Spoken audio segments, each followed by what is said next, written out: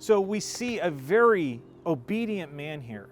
And it stood out to me years ago as I was studying for a series during the Christmas time about how Joseph is kind of this underlooked at character. We don't hear a lot about Joseph later on in the story.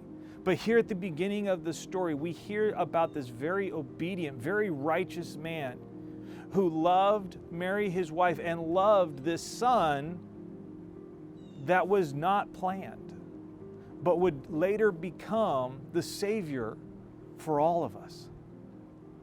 Now, one thing that jumped out to me, especially as I read through it this time preparing for you all, was how quick Joseph was to obedience. You see, he has this dream and he immediately goes out and brings Mary to be his wife.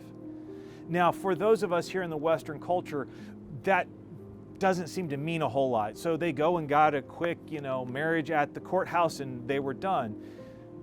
And that probably was a similar thing, but in that culture, one of the things that you would have is as a young man was preparing to get married, he would go and become betrothed, which was basically a contract between his family and the family of the young lady he was going to be marrying. Then he would go back home and his dad would set up a building plan to build their house. And every day the dad would inspect the house and say, yeah, it's not ready yet. Yeah, it's not ready yet. And day after day this would happen until the day where the father would come in and he would inspect the house and say, you know what, today's the day, it is ready, go get your bride. And the young man would joyfully gather up his friends and there was a parade to go get the bride and bring the bride to her new home, and they would celebrate this union.